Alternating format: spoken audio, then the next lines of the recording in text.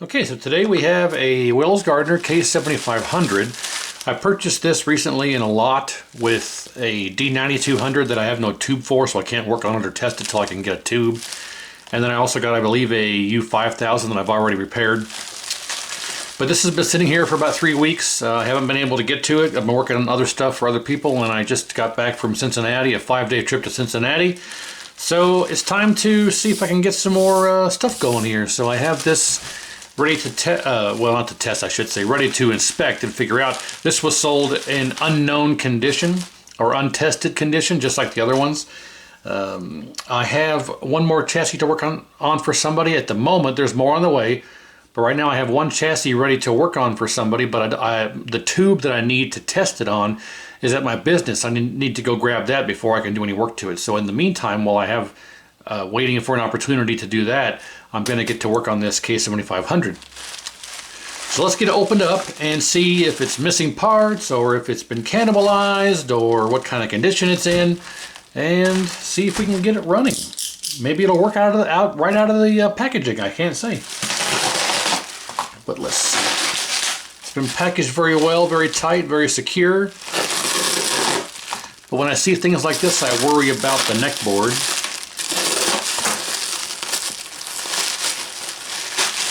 Because sometimes you can actually damage components when it's wrapped this tightly. Sometimes you can damage things by trying to rip this open and things, so you want to be careful here.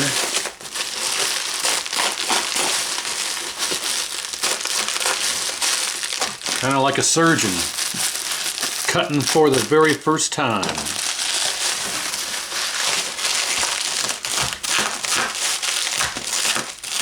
With my scalpel and my forceps and retractors. I can hear your heartbeat for the very last time.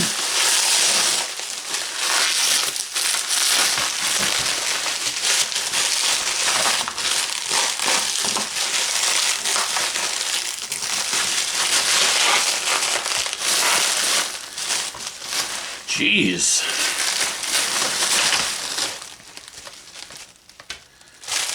Well, here we are. It's a bouncing baby K7500.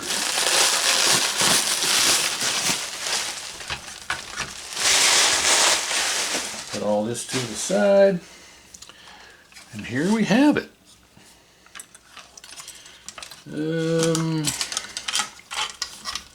The neck board connector is disconnected for some reason, but that's okay because we're going to be taking it off anyway.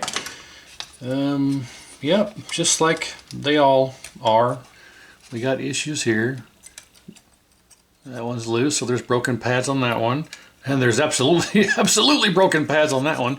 This one's somewhat secure. So let's go ahead and just yoink this off of here. And like every one of them, the strain relief is not inside the little hook there, but yeah, that's all right. Jeez, that is in there. Okay. Well, let's take a look at this here. Let's cut this off.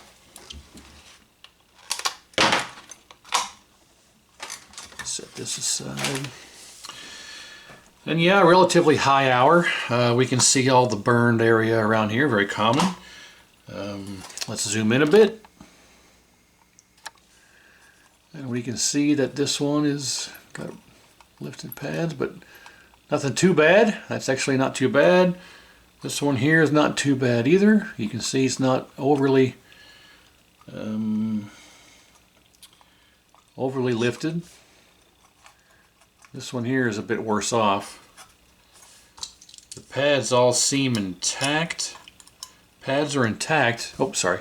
Pads are intact, traces are intact, but this one's a bit worse off than the other two, but nothing a little super glue on there won't fix them. We'll clean all this up.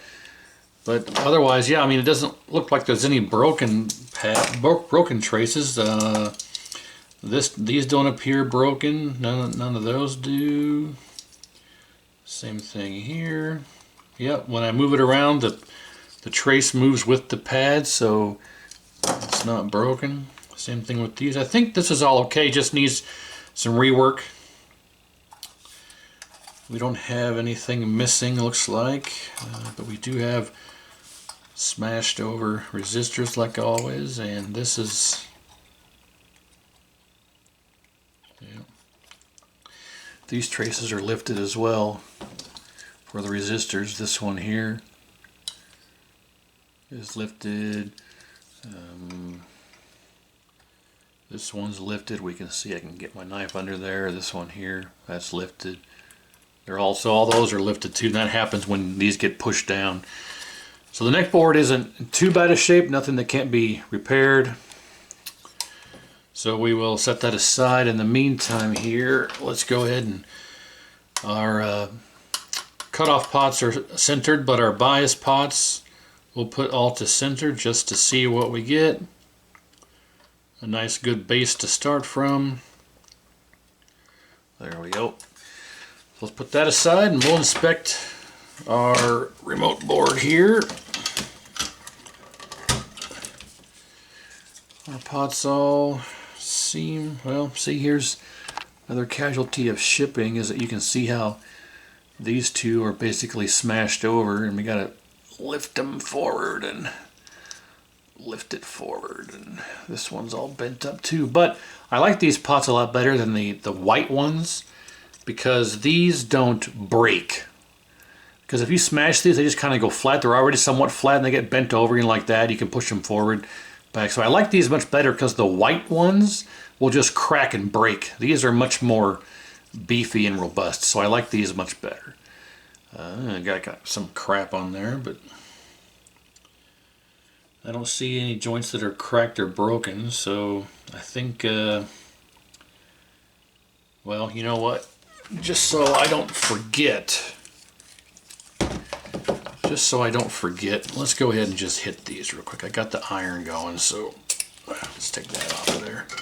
Let's go ahead and just hit these up real quick, because I don't see any that are broken or cracked, but they don't look very good. And I don't want to power this up and possibly have one of these being broken or bad and give me collapse of some kind. So we're gonna go ahead and hit all these real quick. I gotta turn my fan on. Fan, come on, fan. There we go. Okay.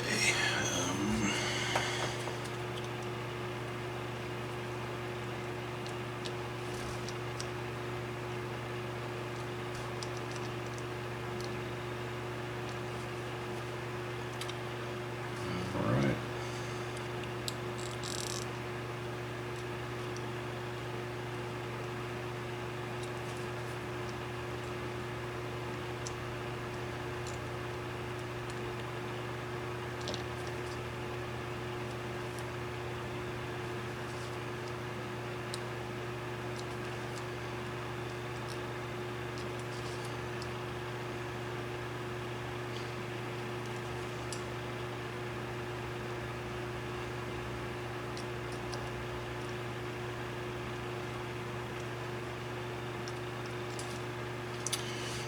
Okay, those look better. Nothing award-winning, but I think that's better. All right, so now let's check out the main board. So this is side along with this. All right. Well, we got the pincushion board that I don't know why these are even installed. I don't ever use them. I've got another one sitting right here. So I take these off because I mean, they're only thing this does is these two pots will allow you to round the image to kind of conform to the round of the tube, so it's not square. So you don't have, you know, the 1/4 inch of black on the left and 1/4 inch of black on the, I'm sorry, left and right and top and bottom. It just kind of rounds out the image, but to me it looks rather odd like that. So I don't usually keep these installed unless it's something going on where the pincushion is bad on its own and this needs to be used to correct it. But for the most part, I don't really run those. Well, initial inspection shows that it looks pretty complete. other than this thing being rather yellowed. Haven't seen one that yellow in quite a while. Oh, and it's dirty. We got a lot of dirt and whatnot along here. Q703 appears to be in good shape.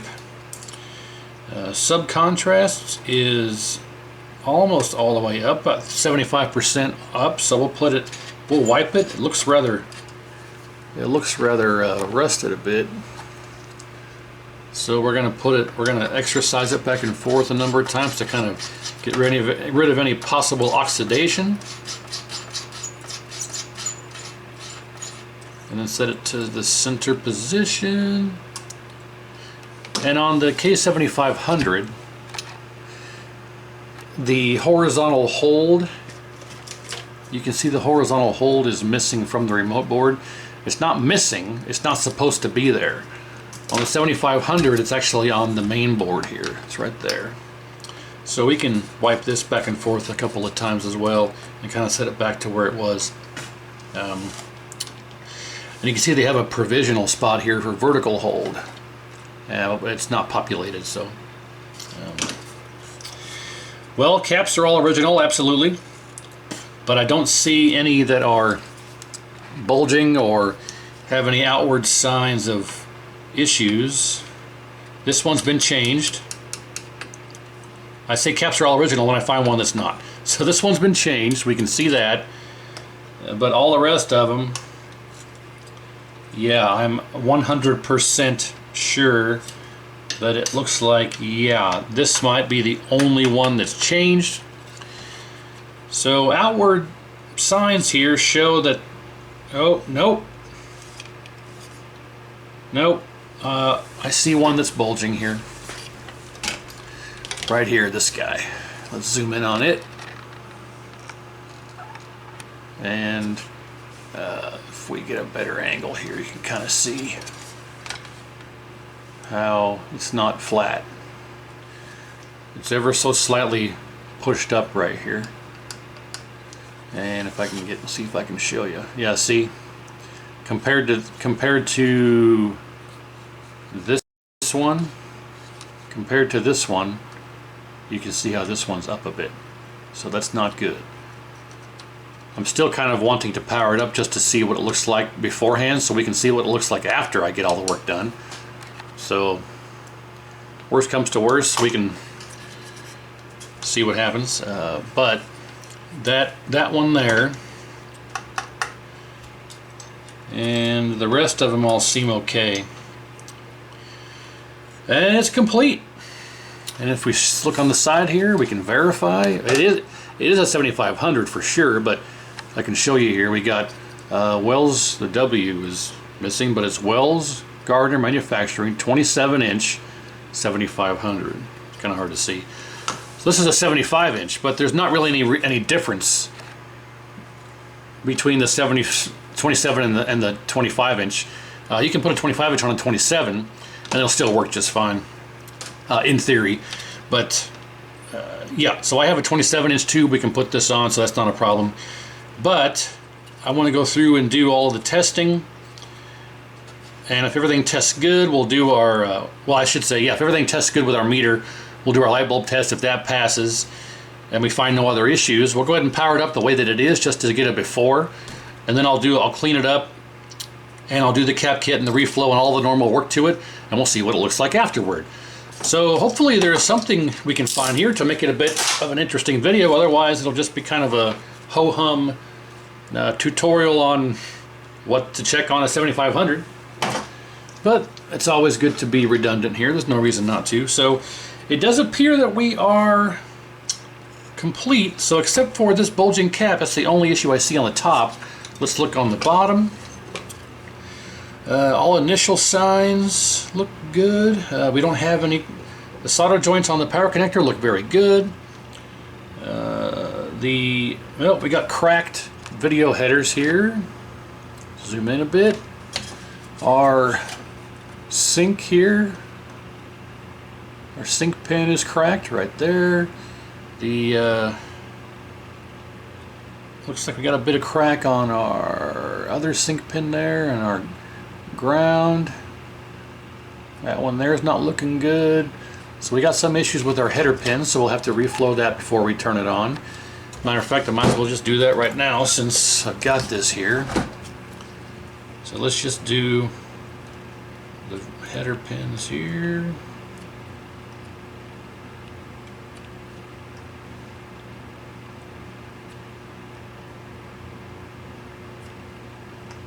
Oop, get off of there.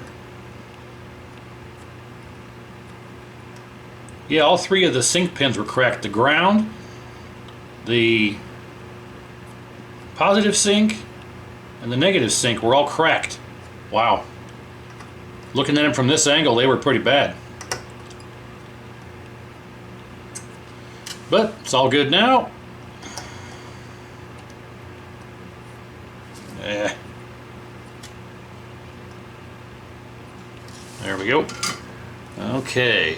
Let's go ahead and hit our power connector just so we can double verify that we're not going to have anything going on with that.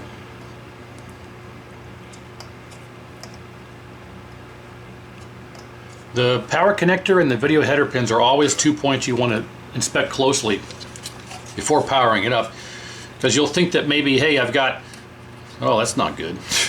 That's broken. First time I've seen that happen before. Let's just go ahead and finish taking that off.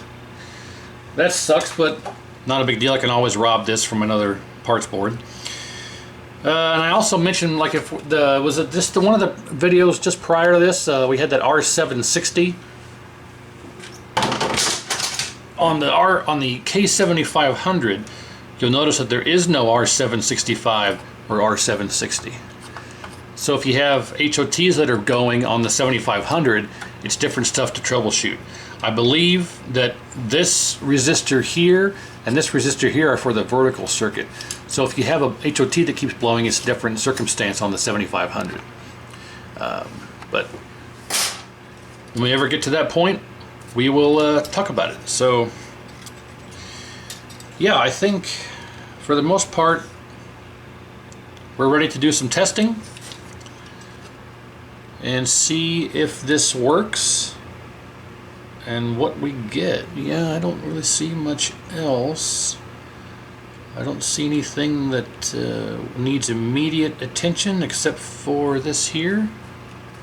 And a lot of times you'll want to reflow this this yellow wire here that goes to the video selector headers. Like if this was a U5000, the video header selectors, you want to kind of reflow that, but this actually looks fairly good. I guess I can hit it anyway. See, this is all the kind of stuff I do off camera after doing the testing and the rework. Before I actually, well, part of the rework after when I do the cap kit, the rework includes all the stuff like that, all of, you know, the power connector and video headers and anything else that looks even remotely suspicious. That's all part of my normal routine after testing and doing the cap kit, and the rework all includes that kind of stuff. So if you ever wonder if I ever do that, absolutely I do that.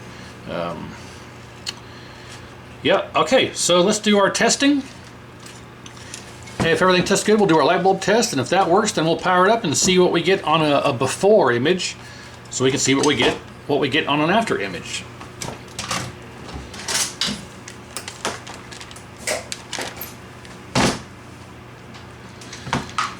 Alrighty, let's get our diode checker and HOT.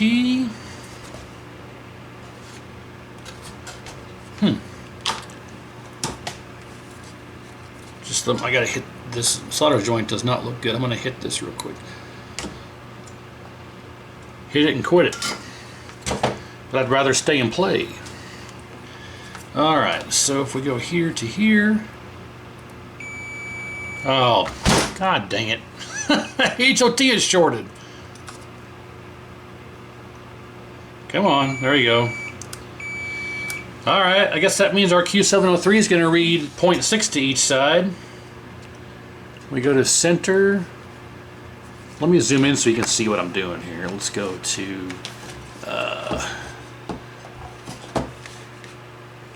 Q703 is this guy here. If we go to center position, this leg should be voltage drop 0.6.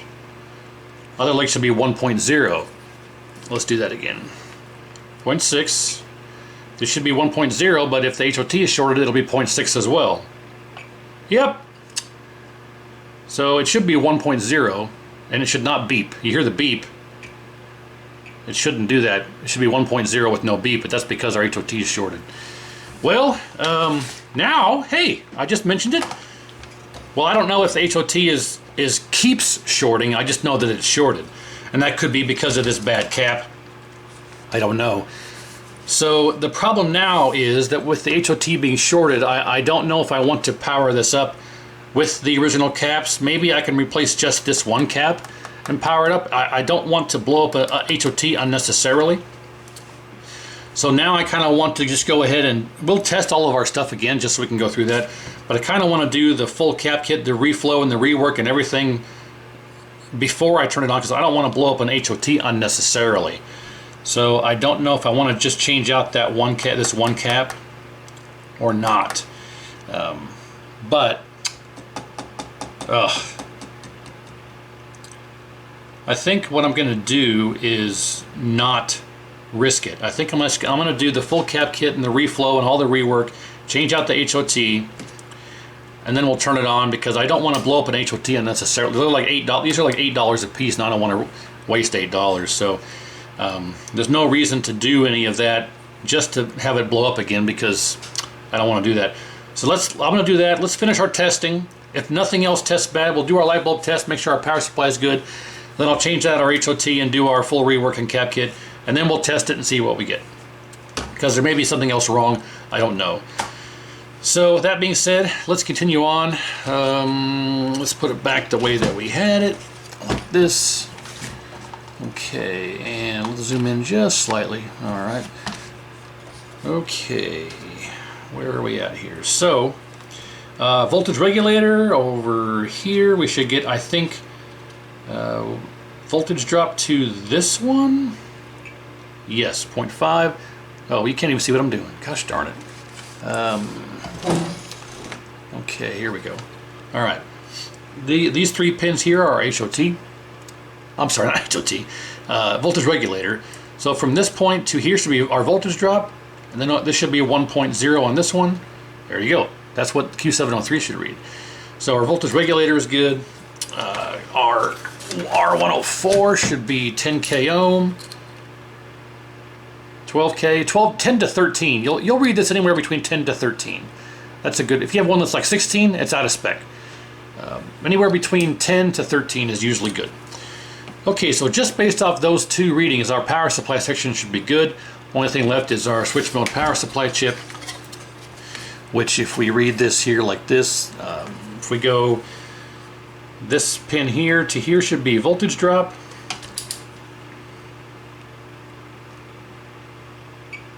Correct, and then this pin here to outside should be voltage drop.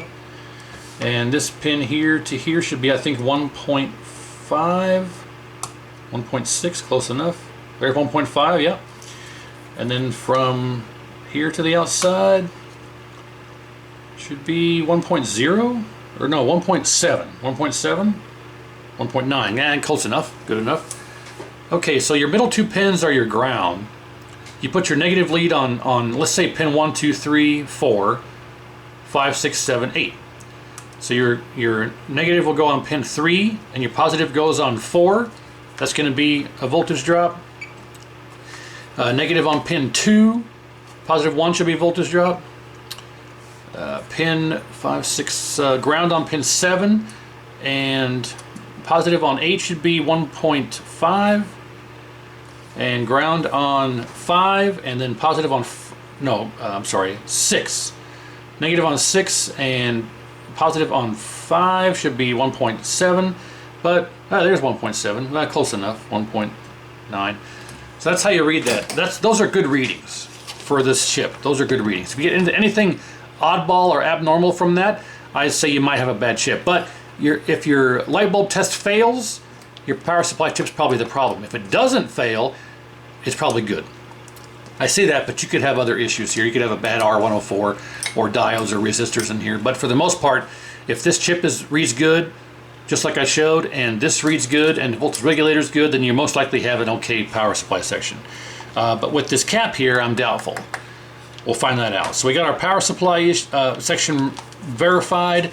HOT is bad, but I'll bet you if we take it out, Q703 will be good, so I'm not really worried about Q703.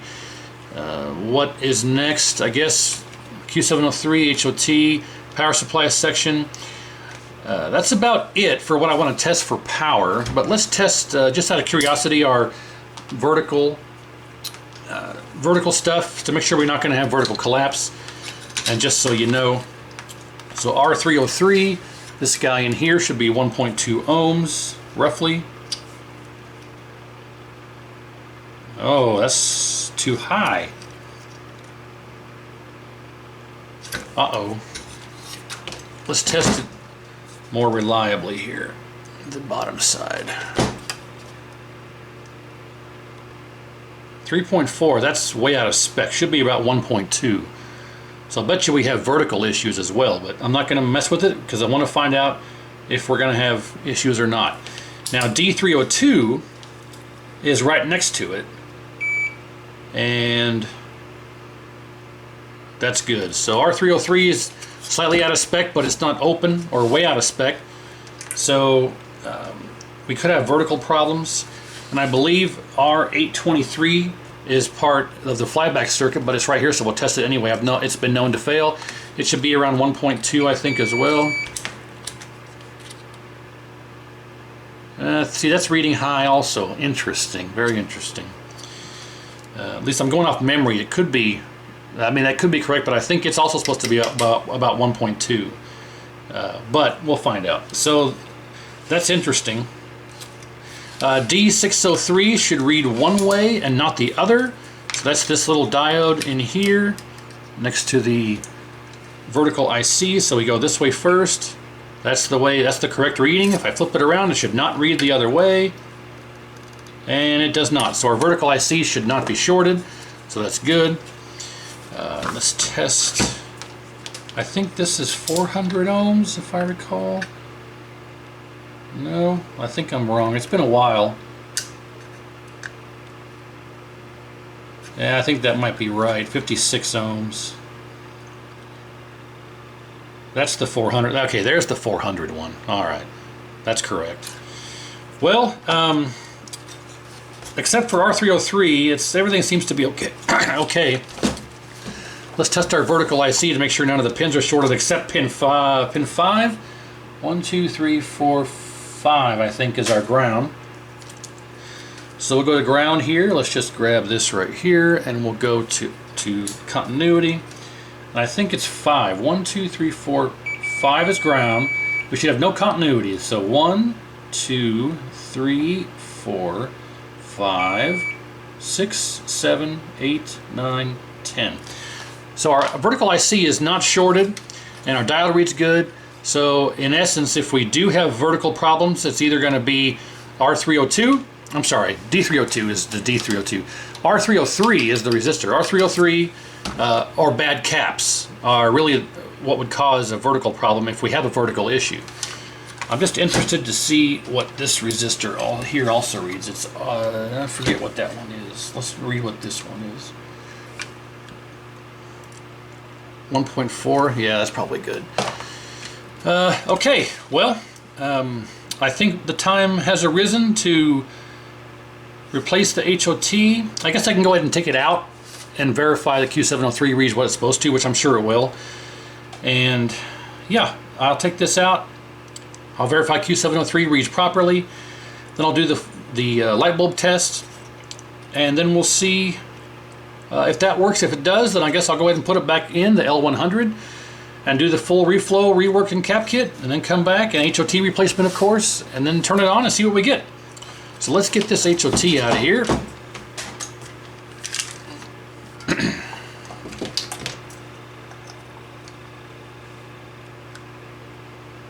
As a good rule of thumb, if you ever see something advertised as untested, it's 99.99999% sure that it doesn't work. Because They don't want to advertise it as non-working because they won't get as much money out of it when they sell it as non-working as they would if it's untested. So yeah, if you buy something untested, it's almost absolutely sure, you can bet the farm that it doesn't work. I think I got lucky on the U5000. It might have been a 2000, but there were 3 of these I bought from the same person. They were all in untested condition. And I think the first one I tested actually worked.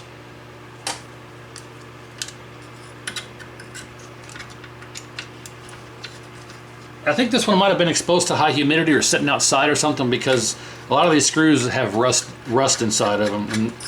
And see this one here, you can see it's a bit rusty. If we look inside the screw heads, there's rust in the screw heads. So I think this might have sat outside. It's not rusted overall, just some of the hardware is rusted.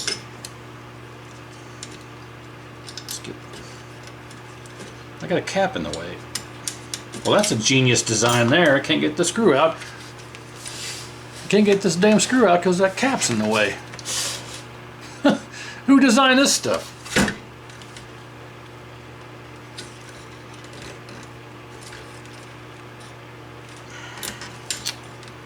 There we go. Okay. I'm changing the caps anyway. We're not powering it up the way that it is. I don't want to blow up another HOT. So let's get this out of here.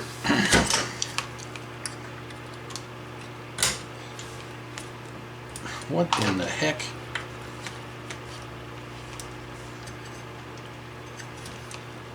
Is that rusted to the... Well, that may be the problem. It's rusted to the stupid... I can't even get the damn thing loose from there. I think it might be rusted to the heatsink. There we go.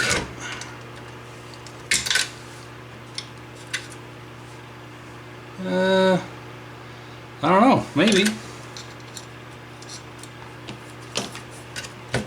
Let's test it out of circuit. It's always important to test this stuff out of circuit because it may be something on the board that's shorted and not the actual HOT. Okay, we'll go to here and touch here. Look at that. That is very interesting. See? Case in point. The HOT is not shorted. This leg should read voltage drop. This one should read nothing. And this goes to here. So you can do it this way or this way, but I just go to here. It's easier to hold on to. The HOT is not shorted. Look at that. Very interesting. So that makes this quite a fun little project now. If we go to our pads, so let's test the pads now and see what we get. Move that out of the way, because I'll bet you the pads read shorted is with the HOT out. They do. That's awesome, because now I don't think I have an instance of this happening the way I've been able to try to troubleshoot this. We know our HOT is good, so now we're going to try and troubleshoot what on the line here is causing that. Now, C121 can cause that a lot. C121 is this film capacitor here. Now, a lot of times when you have shorted HOT pads and the HOT is good, a lot of times it's C121. So, just out of curiosity, let's test C121, and that's going to be this guy right here. Let's just go to continuity and we'll go here to here. Well, what do you know? Look at that. Am I right on that? That is C121. Let's take it out of circuit here.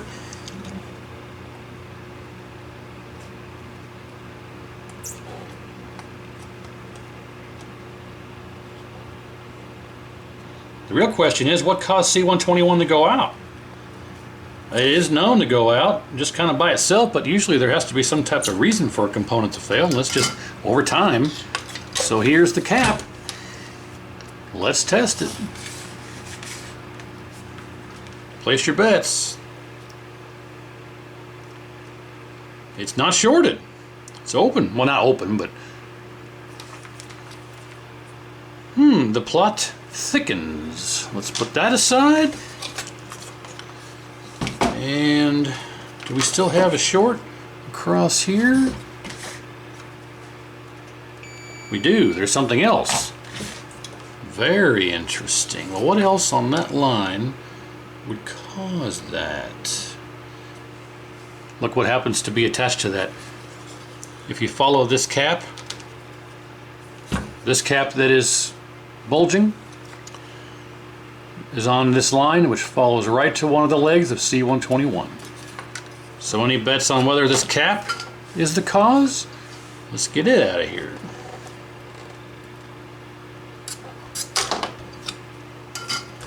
Well, that wasn't even soldered in. I only loosened one leg and it came out.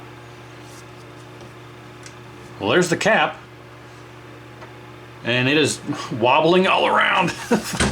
Let's see if I can lift this up here and check this out. If I set this on here, watch it.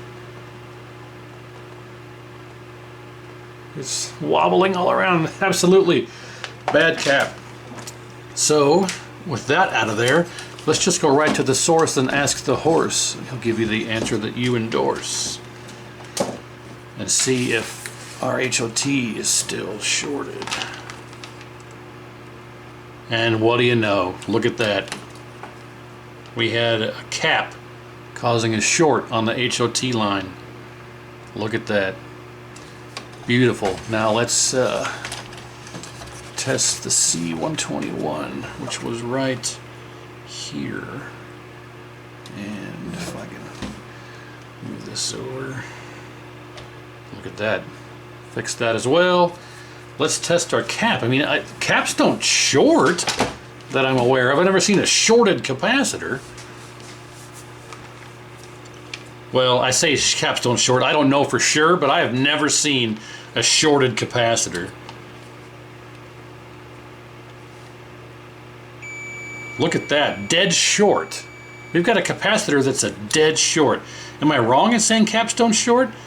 Look, this capacitor is shorted. I don't think I've ever seen a capacitor short because there's nothing in here but electrolyte. Huh. I may be way off my rocker here, but I don't think capacitors are supposed to short. Let me look at something here. I don't know. Give me a moment here. Can capacitors short?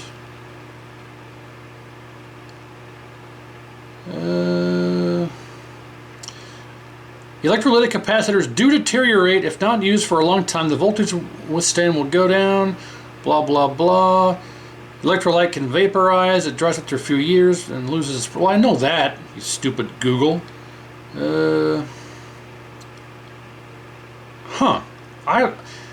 I was under the impression that caps don't short, but I guess they do. I don't know. I've never seen a shorted capacitor, completely 0 ohms. I've never seen a 0 ohm capacitor. And that's why this is the amateur channel, because I don't know for sure. But that is 0 ohms, dead short. Wow. Okay, well, you know what? Now, I guess what we can do is we'll put C121 back in. We'll put our HOT back in, verify it's good, test Q703, and replace just that one capacitor. And then I want to fire it up and see what happens with just that one capacitor replaced. Because, you know, I want to skid a before and an after. But since now we know that we found our problem with the HOT circuit,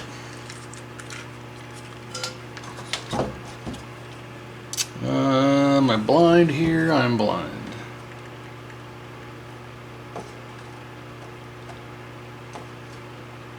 Are you ready? Okay, we got that. What is going on here? Oh, that was me.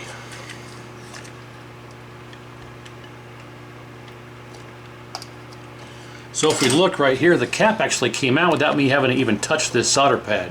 It just was so, the solder joint was so bad, the cap just came right out when I loosened that one. So let's get this HOT back in circuit and test it again.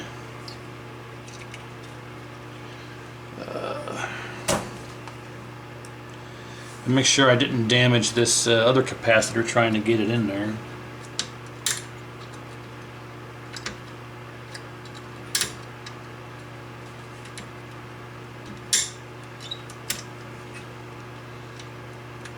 Okay.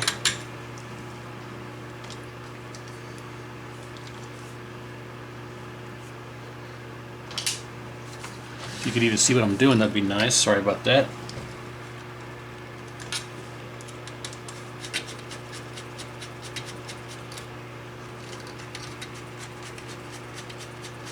Okay, not too tight, just good. Okay. So there's the HOT, C121.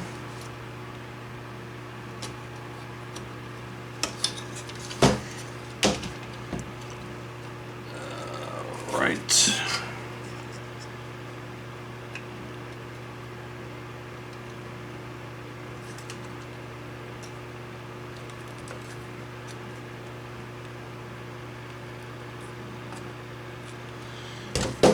Okay, HOT.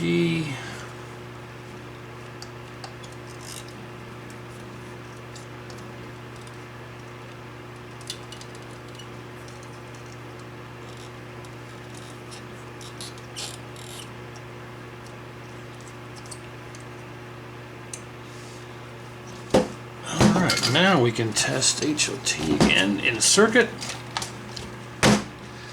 So I showed before where the HOT only reads to one leg, but in circuit it's going to read to both because it's going through other components. So if we go to here, we'll have our voltage drop to this leg, nice, and same thing to the other one. Yep.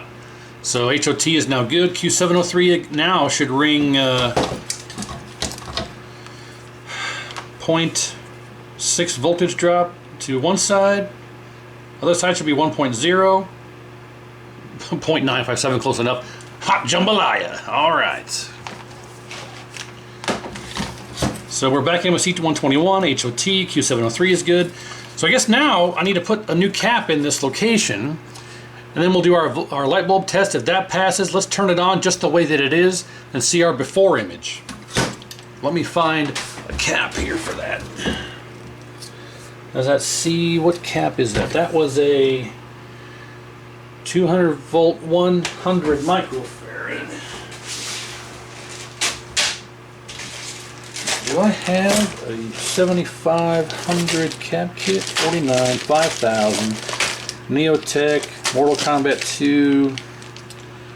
Yeah, I got one here I can steal. Put it back in.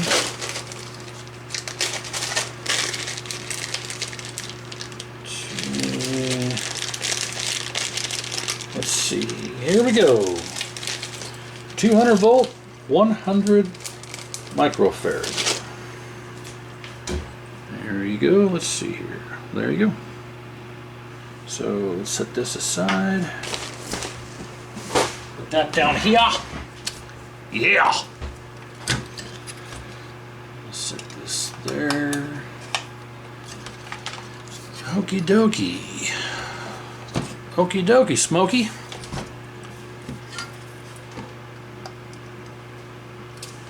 Make sure we're flat against the board. I'll do one leg and I'll pull up on the other to make sure the capacitor is sitting flat against the board. And then we'll do that one. And we'll make sure that that cap I was bending around on is secured in place. That's good. Alrighty. That's good. Let's take L100 out of circuit. It should be, I believe, where'd you go? Right Why does it disappear when I turn it around? What the heck?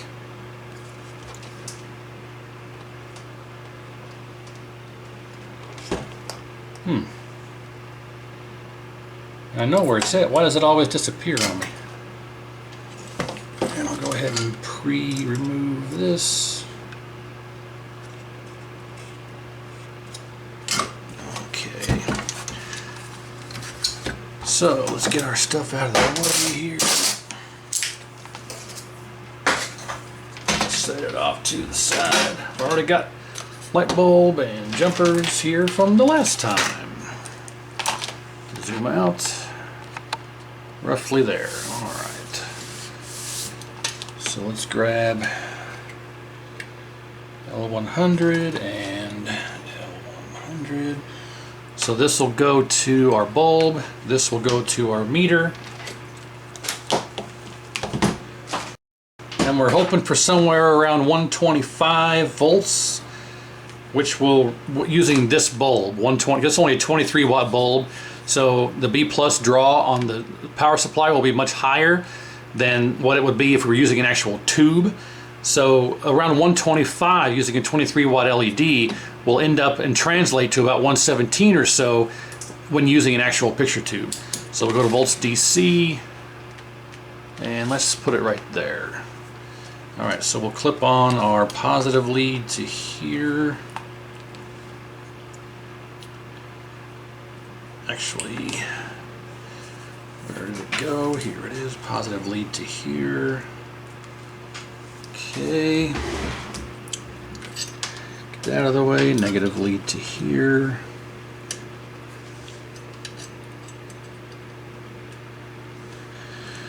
All right. So we'll use this. This is just to hold the negative lead in place. And I think we're ready. Let's grab power.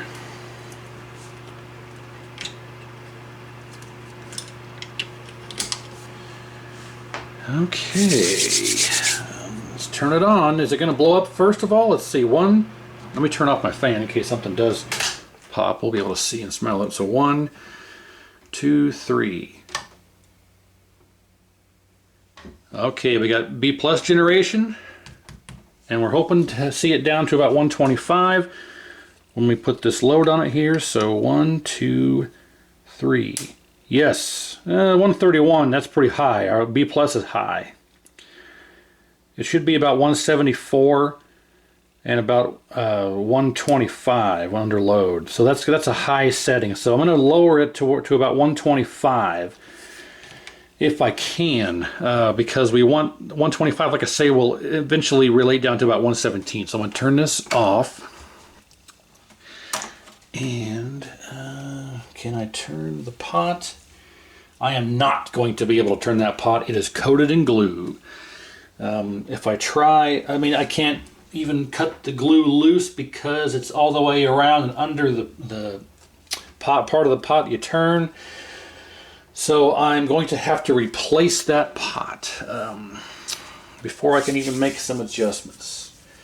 Well, it's a 1 k ohm variable potentiometer. Let me see if I can find one because I need to adjust it down to read about this when it's powered up. So let's discharge the B plus so I can handle this safely.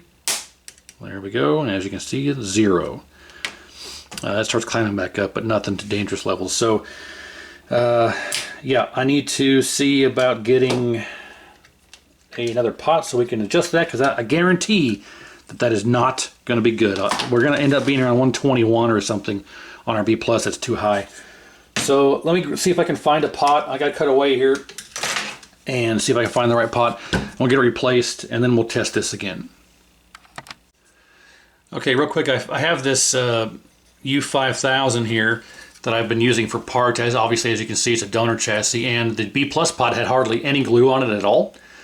All it was being held in there was that little corner. This little piece right here is all that was holding it in. So I took my little snips here and just kind of snipped that glue, and that actually freed it up. And as you can see, even though there's glue on it, I can turn it. See, I can turn it just fine.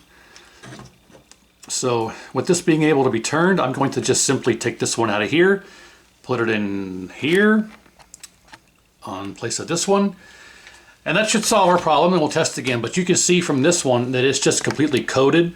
There's nothing I'm going to be able to do. There's no, there is no way that I am going to be able to do anything with that. Not in a million years. I'll just break it trying to cut it loose. So alright, so let's get that changed. So all of our testing indicated that we should be good for our light bulb test, and indeed that was the case. So I think with this cap being changed out and everything reading good now, I think it'll power up. But the question is, will it power up on actual tube, and what will the image be like? Because I want to get a before so I can see what it looks like after. Alright, so let's go ahead and turn the fan back on because we're going to be soldering. Let's get this pot out of here.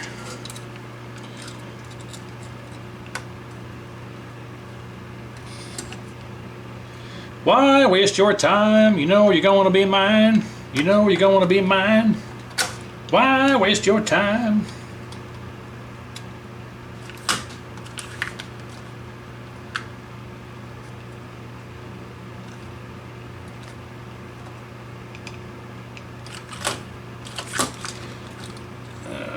Okay.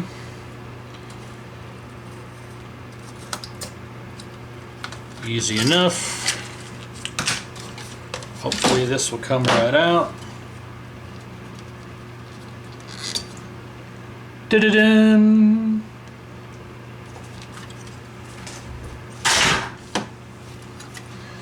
Now this one appears to be stuck to here, so let's get that out of there. And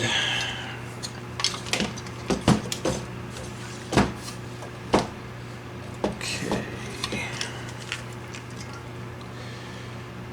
Do do do do do do do do do do do do do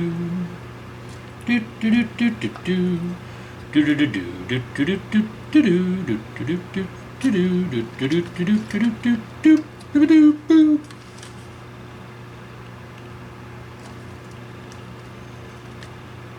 do.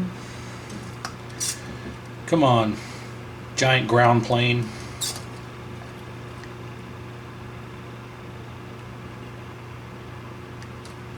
There you go, thank you very much.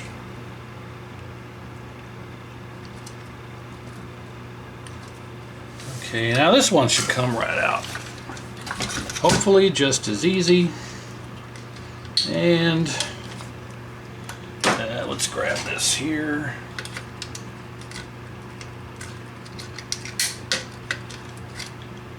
Bada bing. Right out. So let's save it. I'm going to save this because you never know when you need one. Maybe there'll be another board that reads properly on. I can't say. But for instance, let's put this new one in that I can fully turn and adjust here. We're going to put this roughly center on the adjustment and see what that reads. Got some garbage under here. And just kind of go from there. But now we have an adjustable B+ pot. That's always important. Step one. So let's get this soldered in here. There we go.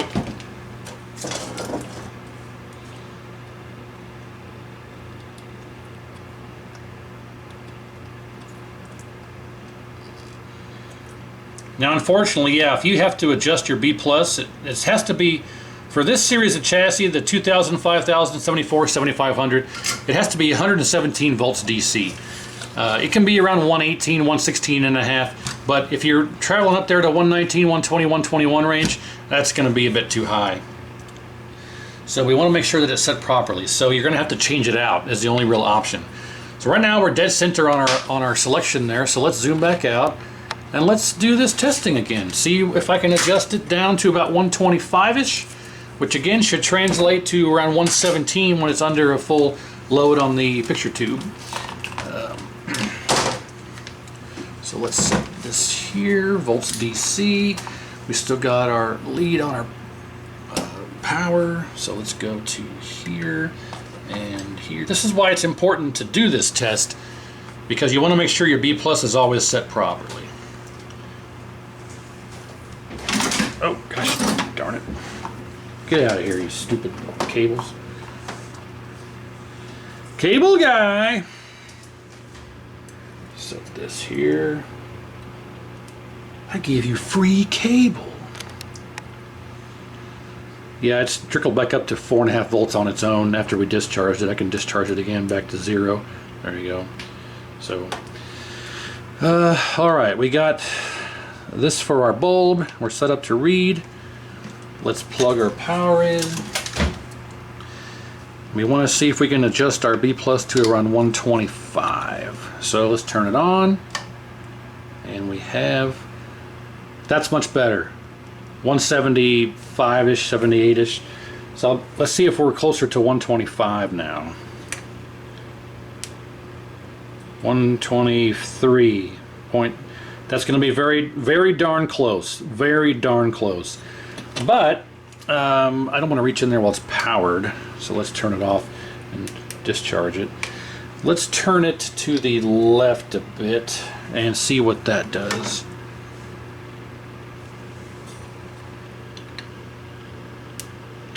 Well, that's the wrong way. Wrong direction. Let's go slightly to the right. See what that does. And 124.5, I'll say 125. I'm happy with that. That should be close to 117. Okay, off it goes. Discharge. Let's put L100 back in because I always forget that. There we go. And put that away.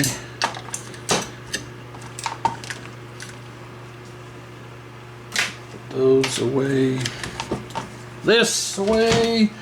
Light bulb away. Light bulb away! Let's put L100 back in.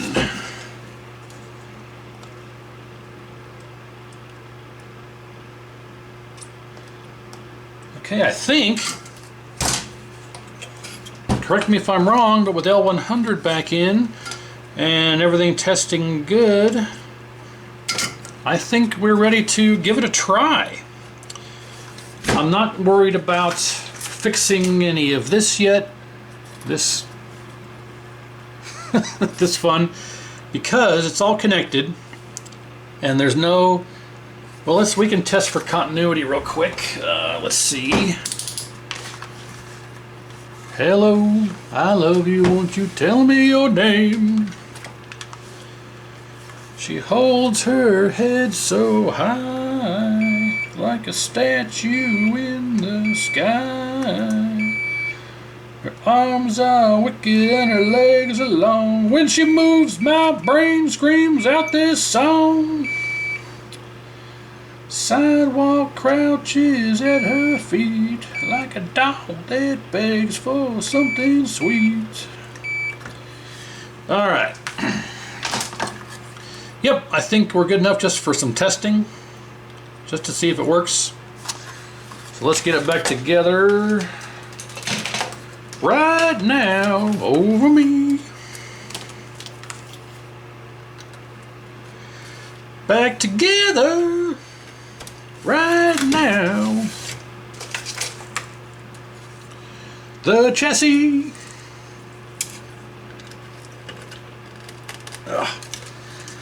I always like to check to make sure none of these solder joints have popped or lifted pads are cracked for the remote board, because that's always important as well. All these here, because when this gets pushed on and pulled off, these pins are subject to a lot of pressure and they can crack the joints or lift the pads. So it's always good to inspect those as well as the caps. I'm sorry, not the caps, the pots on the neck board. So I always do that, but I don't always show that. Alright, so remote board is hooked back up at both ends. Our pots were good, our connections are good.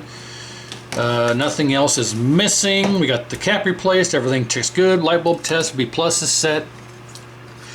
We are hooked back up on our neck board.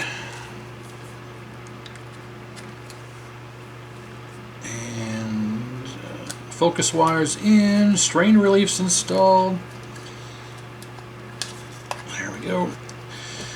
Okay, let's go grab a tube and see if we can get a before image and find out what we get.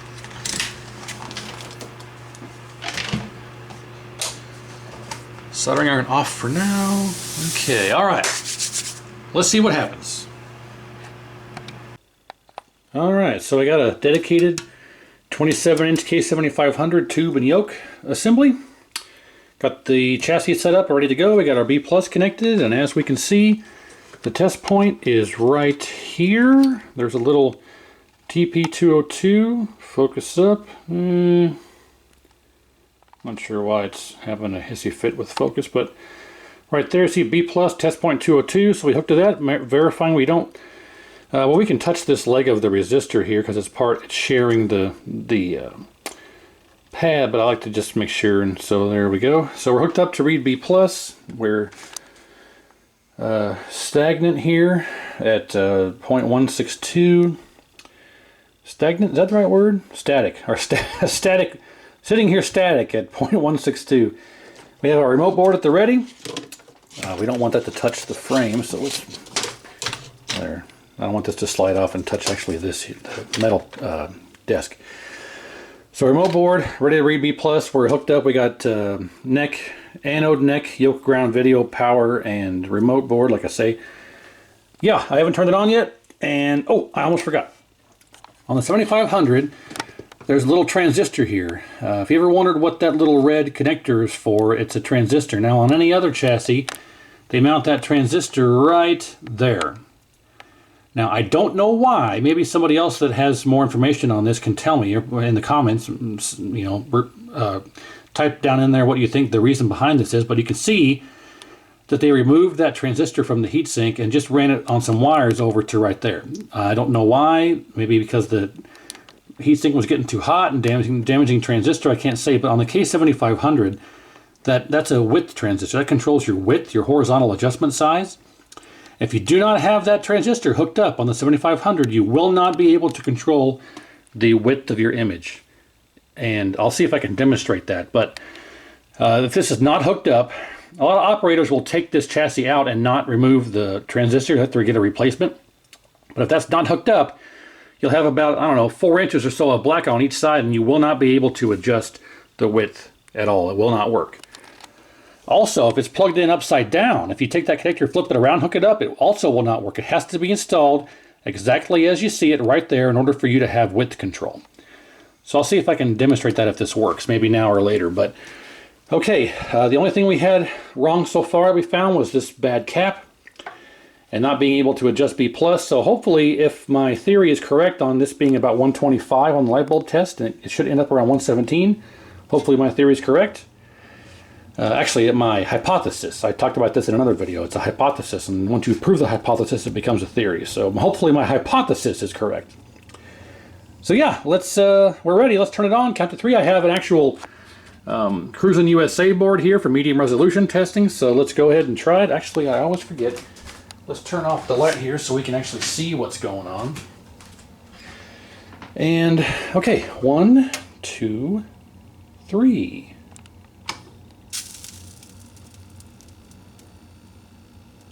Oh my lord, 117.2.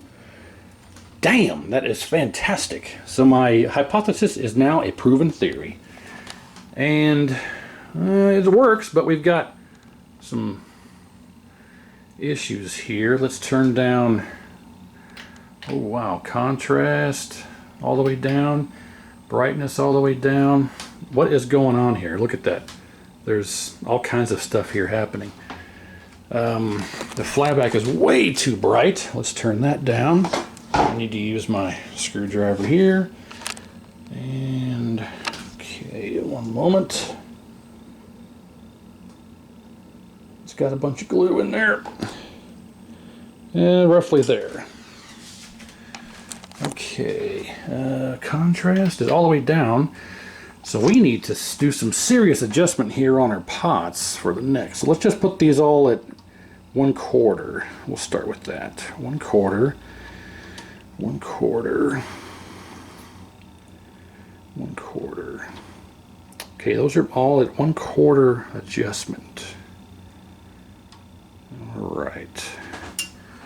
Okay, that is significantly better. So let's turn our contrast back up. Brightness. We've got, look at this. Oh, let's give it some credits here. Press start. There we go. Wow, brightness is all the way up. Contrast needs to be roughly there. And we're losing color. Contrast is still too bright. Oh yeah, look at that. As I turn the contrast pot, we're getting and losing color. Yeah, I think we've got neckboard problems on top of maybe a bad R811. But yeah, brightness right now is maxed out. And we've got all kinds of crazy, yeah, look at this. Blue's coming and going. It's the brightness and darkness is fading. Let's see if we can adjust our screen pot again. Yeah, I only have green. I've lost blue and red. If I move, it's not a CGA connection issue. It's not a neckboard harness issue. Oh, it's pots. It's bad pots. Look what happens when I move the. Oh, if I just move this around. Look at this. So we got dirty pots as well. Red. Do I have no red? Yep. There's red. We've got dirty pots here, boys and girls. Hey, look at that! Ha ha! So that's the cause of my lines going crazy and my intermittent colors. Look at that. I don't know if you can see it, the refresh rate, but we got black lines flashing around on there. But now we got stable colors. We got bad pots, so I'm gonna have to. I wonder if I can just turn this off real quick and go like this. Just wipe them back and forth. And put it back to there.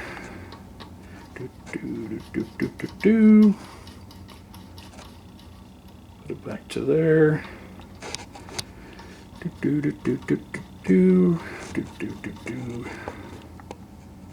Okay, let's also do the drive pots, I should say. I referred to them earlier as cutoff, I think, but let's do drive. Would you like to drive my pot? Yes, I'm going to be a star. Beep, beep, beep, beep, yeah. Let's see what that does. 1, 2, 3. 117. So yeah, I was exactly correct. If you do about 125, you'll end up around 117. Okay. Outstanding. Look at that.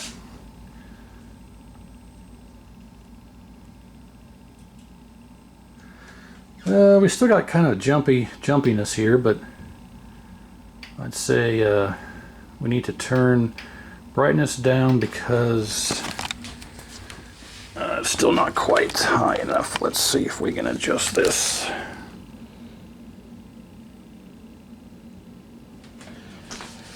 There we go. Yeah, nice. Okay, brightness down. Contrast is too high right there. Hey, it works. H position. All right, and again, width. You can see here if I turn my width, I have full width control. And it goes all the way to the edge and past the edge. Same for this side. Now, you can see that I have a full screen, full image, looks good.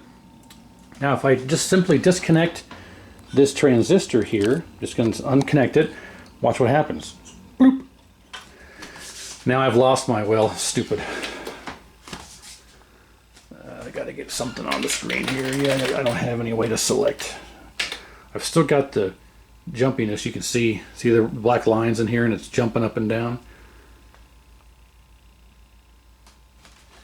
But you can see now that I've got, I don't know, let's say 2 inches of black and 2 inches of black.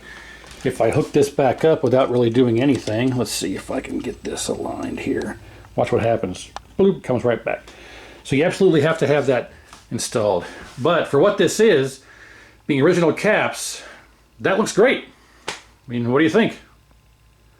I still got to do the reflow and the cappage because this is kind of settled down. I think I still have bad caps because after about, I don't know, a minute or so of being on, the jumpiness, the black lines that come and go and all this stuff kind of fixes itself. But for what this is, oh, I'm losing blue. I'm losing blue. There it goes.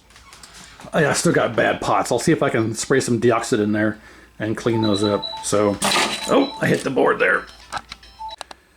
So let's get all of this taken back apart, and we'll get the full cap kit, full reflow, full rework, full inspection, all that work done. But it looks like, yeah, I think for the most part it is operational. So I think our only issue was we got bad caps that are causing some flaky interference when it first boots up, and some well, maybe not, it just jittered again, but I think we have bad caps causing these horizontal black lines fluctuating and the image kind of jumping slightly every so often. I think we got bad caps for that. With this one being bad and all of them being original, I think that's the cause of that. So we can probably knock that out of the park with new caps and the reflow and everything. But we're dead on accurate with our 117B plus, so we were good there. And yeah, I think this should turn out quite nicely. So we'll get all the rework done, and we'll come back and test it again afterward, make sure we don't have our lines. We shouldn't have to adjust anything as far as colors and stuff because we look pretty good the way that it is now. We're just going to make sure that we don't have our lines and our jumpy image every so often when it first starts up. Otherwise, we'll get this work done and come back and see how it looks afterward and call this complete. Oh, let me rephrase. All the rework, when I do that, I forgot to include that, yes, I will do all the rework on the neck board as well. So I'll show that off as well. So let's get all this work done and come back and see how it looks afterward. Because right now it looks pretty good. Hopefully it looks as good after. So stay tuned one moment.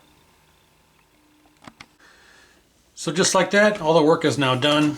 All of the neck board work has been complete. As you can see, the heat sinks are all aligned, resistors are spread out, and they're all nice and secure now because I'm not going to wrench on them too hard. But yeah, for what they are, they're a little loose, but that's the actual heat sink moving around on the transistor, not the transistor. The transistors are secure, but the heat sink moves around on them a bit. But they're all secure and they're all aligned. And the back side's been cleaned up as best as I could do it. And a little super glue underneath the traces goes a long way.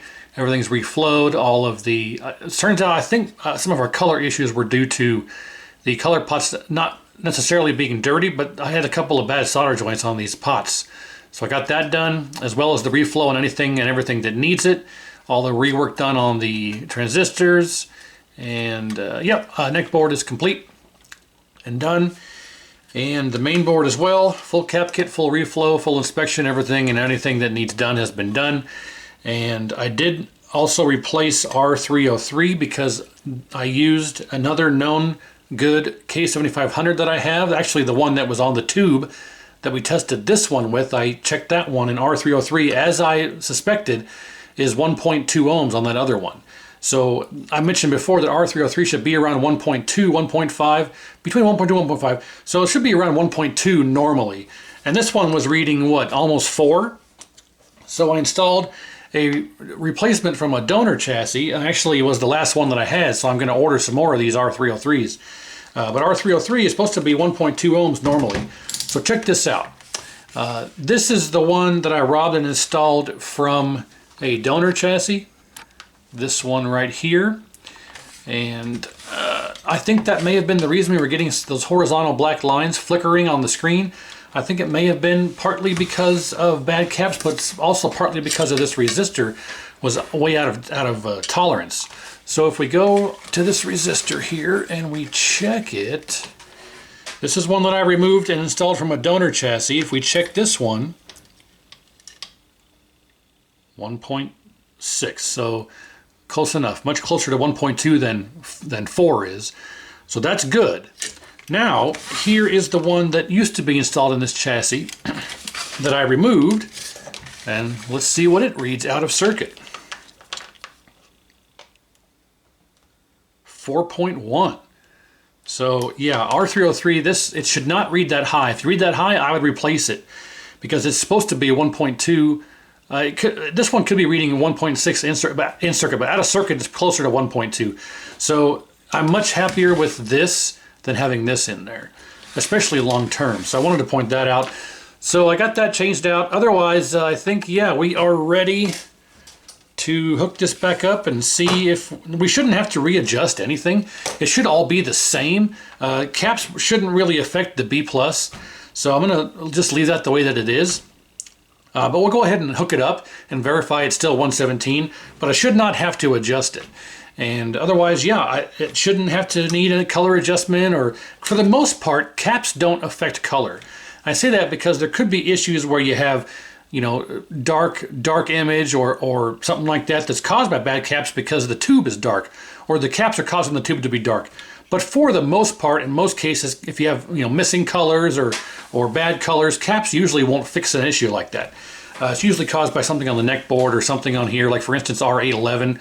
R811 on these boards causes black and white, so it's usually almost never a cap problem for color problems. So I should not have to readjust anything for screen size, position, colors. It should be a direct install and have it be good because of how it worked before, how it looked before, where it was a full screen and all the colors were nice. So let's go ahead and just get it installed and see how it looks after all this work. Okay, all hooked back up. Anode, neck, yoke ground, video, power, remote board. We're hooked up for our B+ to read that. Hopefully it still should be our 117, like I said. So let's make sure I didn't put any caps in backwards or do any kind of bridging, and hopefully it doesn't blow up. And over here we have all the original caps. We have that one there that was bad. As you can see, it just kind of wobbles around there, so it absolutely was bulging. The B+ pot that I had to change out because I wasn't able to adjust it, and the bad R303, or out of spec R303. It wasn't bad, it still worked, but it was out of spec, so I changed it out. If this works and looks good, those are the only 3 issues with the chassis. So let's go ahead and I'll get the camera on the tripod and we'll fire it up. But first, let's make sure we have 117. So 1, 2, 3. Okay, it came on, nothing exploded. 117.7, and do we have a picture? Yes, we do. It's still kind of bouncing around. Nope, it stopped. Okay. Let's wipe our vertical hold pot just a little bit. Just a little bit, okay. It's still bouncing around there. Alright, so let's turn this light off and then get this on the tripod. And let's see how good we can make this look. That looks pretty darn good just the way that it is. Outstanding. Well, we still got these lines going across there. It's not constant. I wonder if it's, let's reduce our vertical size here. It's not due to vertical size, and it follows the image and not the raster. I wonder if that might be a flyback problem. It may be an issue where after it warms up it stops doing it too. I don't know if that's necessarily a fault or not. No, it's definitely jumping around. Oh yeah, you can, let's zoom in here. You can really see it. Yeah, that interference there, and the image jumps around. Maybe hard to capture on camera. Yeah, it's pretty bad. There you go. You can really see it. Oh, yeah. That's really bad. Huh. I could have sworn that would have been caps. The last time I had this problem, it ended up being a small polycap next to the LA 3852, something like that. The chip in the top right. But just out of curiosity's sake, I'm going to throw a new flyback in there and just see if maybe that brings this back and stops doing it. But it's not going away and it's not stopping. You can see it in the midway there. Yeah, it's still doing it. Huh. Is it an adjustment that I can make? Maybe it's a... Let's see. It's not. I know it's not the height. Vertical position. Ah! See? Oh! I think we lucked out. I think I found the problem. I think we lucked out. If we look at this, if we zoom in here, and we watch what happens here when I adjust the vertical position. You can see I can make that those lines, well, you can't see shit right now. Come on.